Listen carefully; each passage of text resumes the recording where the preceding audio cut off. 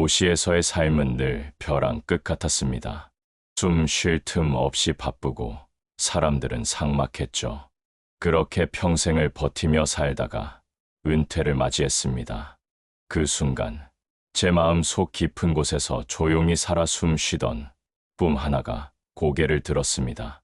자연 속에서 깨끗한 공기와 물을 마시며 사람들과도 덜 부대끼며 방해받지 않는 그런 곳에서 살고 싶다. 그래서 저는 도시를 떠나 귀농을 결심했습니다. 지방의 여러 곳을 돌아다니다 한 곳에 정착지를 정했습니다. 완전히 낯선 시골 마을로 말입니다. 구독과 좋아요는 더 좋은 사연을 소개할 수 있는 큰 힘이 됩니다. 풀냄새 나는 바람, 새벽 안개 속에서 김이 오르는 논, 고요한 밤. 그 모든 것이 저를 부르고 있는 듯했죠. 저는 인생 2막을 꿈꾸며 사춘기 소년 같은 설레는 마음으로 시골행 이삿짐을 쌌습니다. 제가 도착한 마을은 산자락 아래에 펼쳐진 조용한 마을이었습니다. 논과 밭이 골목골목 이어져 있고 집집마다 낮은 돌담이 둘러져 있었습니다. 마을 이장님이 마을회관으로 절 초대했습니다. 우리 마을은 외지인이 오면 서로 돕는 법이오. 그 말 한마디에 저는 깊은 감동을 받았습니다. 아, 여긴 진짜 따뜻한 사람들이 사는 곳이구나. 그때까진 몰랐습니다. 그 돕는다는 말의 진짜 의미를. 처음엔 사소한 것들이었습니다. 씨앗값을 낼 때 제가 낸 금액이 이상하게 컸습니다. 비료비, 물값, 농기구, 공동사용료, 어딘가 석연찮은 내역이 자꾸 붙었습니다. 한 번은 밭을 빌리려 했는데 이장이 외지인은 별도 부담 비용이 있어요. 라고 말했습니다. 근처에서 듣고 있던 마을 아주머니가 희죽 웃으며 말했습니다. 이장님이 잘 챙겨주셔야죠. 외지인 왔다고. 마을이 뒤숭숭해지면 안 되니까. 그 웃음소리 아직도 귀에 선합니다. 그저 제가 모르는 관례인가 했습니다. 그래서 참고 넘어갔습니다. 하지만 이상한 건 이장의 친척이나 촐로들의 가족은 그런 비용을 거의 내지 않는다는 사실이었습니다. 하나 둘 확인할수록 저는 동등한 구성원이 아니라 부담을 떠안는 외부자였다는 걸 느꼈습니다. 화가 나고 속이 부글부글 끓었습니다. 하지만 그때까지만 해도 저는 마을에 적응하려 애쓰고 있었기에 그저 입술을 깨물며 고개를 숙였습니다. 그러던 어느 날이었습니다. 제가 애지중지 키우던 감나무 한 그루에서 제법 큰 가지 하나가 꺾여 있었습니다. 그 앞엔 이장의 친척이라는 아주머니가 서 있었습니다. 아이고, 바람이 세서 그랬나 봐요. 외지인 나무라서. 그런지 약하네, 약해. 그 가지에는 단감이 여러 개 탐스럽게 달려 있었습니다. 이거 그냥 버리기에는 아까우니까. 제가 가지고 갈게요. 그리고는 호호 웃으며 수고하세요 하면서 감이 달린 가지를 들고 멀어져 가는 것이었습니다. 분명 본인이 꺾은 건데 바람 탓을 하더군요. 미안하다는 말 한마디 없이 농담 섞인 조롱만 남긴 채 돌아서는 뒷모습이 얼마나 얄미웠는지 모릅니다. 마을에서 축제를 하는 날엔 더 노골적이었습니다. 사람들은 잔치상을 펴고 웃고 떠들며 음식을 나눴지만 저는 말없이 옆자리에 앉자 찌개 부실한 음식이 담긴 누가 봐도 다른 사람과 달라 보이는 접시 하나를 건네받았습니다. 그리고 누군가가 무심히 한마디 했습니다. 외지인도 오셨네. 많이 드시게. 제가 죄를 지은 것도 아닌데 제 자리는 늘 가장 구석이었습니다. 같은 하늘 아래 같은 마을에서 같이 농사 짓고 살면서 왜 이렇게 외로워야 하나. 그날 집에 와서 혼자 많이 서글프고 우울했습니다. 그럴 게 6개월이 지나자 이장은 노골적으로 본색을 드러냈습니다. 이번에 물길 점검이 필요하오. 다른 사람들은 새벽에 못 나오니 자네가 대표로 해줄게. 새벽 5시 혼자서 흙을 파고 물꼬를 돌리고 손바닥에 물집이 잡힐 때까지 논바닥을 기었습니다. 끝나고 돌아와도 이장의 반응은 무심했습니다. 덕분에 마을이 잘 유지되고 있소. 감사도 아니고 칭찬도 아니었습니다. 그냥 당연히 해야 할 일처럼 말하더군요. 더 이상 견딜 수 없던 어느 날, 저는 무작정 묻기 시작했습니다. 왜 저만 이런 부담을 져야 하나요? 전통이라잖아, 시족끼리. 정한 규칙이라서 그래. 말끝마다 외지인이라는 단어가 따라붙었습니다. 나는 마을 사람도 아니고 이방자이며 손님이라는 말. 그래서 정을 주지 않는다는 뜻이었습니다. 그날 밤, 저는 결심했습니다. 기록하자. 그리고 멈추자. 더는 당하지 않겠다고. 하루하루, 날짜별로 이장의 발언, 경조사 차별, 새벽 노동, 돈 요구, 감정적인 언행까지 꼼꼼히 적어 내려갔습니다. 그게 제 유일한 저항이었습니다. 그리고 마침내 같은 고통을 느낀 외지인들이 하나둘 제 곁으로 모였습니다. 우리도 비슷한 일을 당했어요. 그런데 이장한테 항의하면 마을 분위기 깨는 사람 된다고 하더군요. 전에 다른 사람이 이장한테 항의했다가 마을에 사는 몇몇 사람들이 대놓고 괴롭히고 따돌림해서 결국 견디지 못하고 이사를 갔다고 하더라고요. 우리는 한 집에 모여서 모임을 열었습니다. 밤새 불을 켜고 서로의 이야기를 들으며 손을 잡았습니다. 영수증, 사진, 녹음 파일까지 모든 증거를 모았습니다. 그리고 결심했습니다. 마을 회의를 열자. 당당히 요구하자. 더는 무릎 꿇지 말자.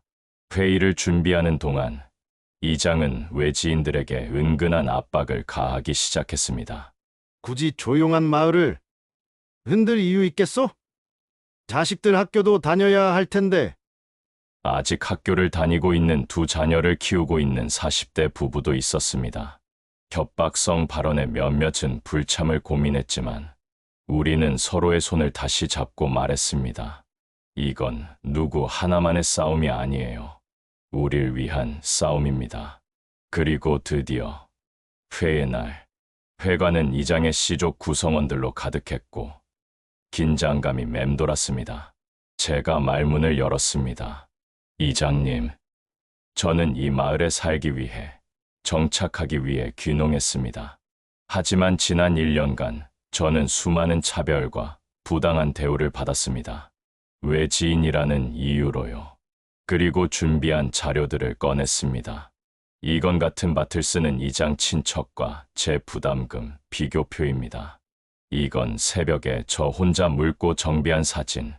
이건 축제에서 받은 음식 접시. 이건 꺾인 감나무 가지와 이장님이 요구한 50만 원 벌금 내역입니다. 그 순간 침묵이 흘렀습니다. 그러자 이장의 며느리가 울먹이며 일어났습니다.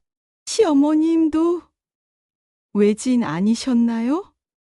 저도 어릴 적에 어머님이 마을에서 차별받았던 얘기 들었어요. 그땐 왜 그런지 몰랐지만 지금은 알겠어요. 외지인이라는 게 얼마나 힘들고 외로운 건지요. 그 말이 씨족 마을에 균열을 냈습니다. 왜 분란을 조장하는 말을 해서 마을을 뒤숭숭하게 만들려고 하느냐며 나무라던 몇몇 어르신들은 조용히 입을 다물었고 고개를 숙이고 있었습니다. 상황이 조금 심각해졌던 것이다. 이 문제가 외부로 흘러나가면 마을 평판이 안 좋아질 것이고 잘못하면 경찰이 수사를 나올 수도 있었다. 며칠 뒤 이장이 저를 조용히 찾아왔습니다. 그동안 내가 너무했소. 미안하오. 저는 고개를 끄덕였습니다. 그 말 한마디면 됩니다. 사실 사과를 바라고 한 것은 아니었습니다. 그저 우리도 같은 마을 주민으로서 인간답게 대우받고 싶었던 것뿐입니다. 그 후로 마을은 조금씩, 정말 조금씩 변하기 시작했습니다. 이장이 먼저 회의록을 정리해서 마을 게시판에 붙였고, 앞으로 외지인 부담금은 따로 받지 않을 것이고 차별도 하지 않을 것이라며 마을에 안내 방송을 했습니다. 마을회관 한쪽 벽에는 함께 사는 마을, 공정한 부담이라는 문구가 걸렸고, 회비 사용 내역과 공지사항은 모두 투명하게 게시됐습니다. 한마디로 보여주기식 변화가 아니라 진짜 사람들 사이에서 비롯된 변화였습니다. 며칠 후 마을 부녀회 아주머니가 절 불렀습니다. 이번 김장은 같이 해요. 혼자 하려면 힘들잖아. 그 목소리에 이젠 경계가 없었습니다. 그리고 김장날, 처음으로 저에게도 같은 양의 배추김치와 따뜻한 수육 한 점이 담긴 접시가 건네졌습니다. 그날 밤, 저는 김치 한 포기를 들고 마당에 앉았습니다. 달빛 아래 그 맛은 정말 오래 기억에 남을 것 같았습니다. 짠내와 함께 기쁨의 눈물도 섞인 맛이었습니다. 시간이 지나면서 사람들의 눈빛도 달라졌습니다. 이전에는 제가 밭에 나가면 고개를 돌리거나 지나치던 이웃들이 감나무 잘 컸네요. 올해 고추는 어때요? 그렇게 먼저 인사말을 걸어오기 시작했습니다. 그들이 먼저 다가오기 시작하자 저도 한 발 더 다가설 수 있게 됐습니다. 그 변화는 소리 없이 찾아왔지만 그 어떤 큰 소리보다 힘이 있었습니다. 물론 완전한 평화는 아닙니다. 지금도 가끔 시족 어르신 몇몇은 저를 경계합니다. 눈빛에 무언의 불편함이 담겨 있죠. 하지만 더는 무섭지 않습니다. 왜냐하면 이제 저도 이 마을 사람으로 인정받았고 친해진 사람들이 제법 많아졌기 때문입니다.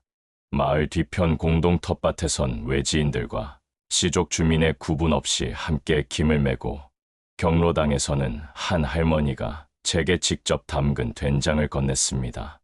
이건 내 손맛이야. 도시에서 이런 구수한 된장 맛은 못 봤을 거야. 그 말을 듣고 웃을 수 있었습니다. 네, 이 맛은 여기가 아니면 못 볼 겁니다. 그 말이 진심이었습니다. 그리고 무엇보다 제 감나무에도 봄이 오고 있었습니다. 지난해 가지가 꺾였던 자리에 다시 새순이 올라왔고, 그 가지에는 작고 단단한 감이 하나 매달려 있었습니다.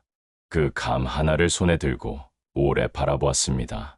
얼마나 많은 상처를 견디고 얼마나 많은 바람을 이겨내고 자란 것일까. 그리고 문득 저 자신이 그 감처럼 느껴졌습니다.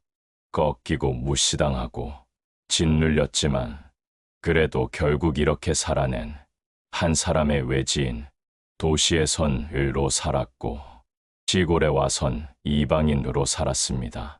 하지만 이제 저는 그 어느 곳에서도 누군가의 그림자가 아닙니다. 그저 이름 가진 한 사람으로 뿌리를 내리고 숨 쉬고 살아가는 한 인간으로, 이 마을 주민의 한 사람으로 살아가고 있습니다. 저는 복수한 게 아닙니다. 저는 평화롭게 살고 싶었고 인간답게 존중받고 싶었을 뿐입니다.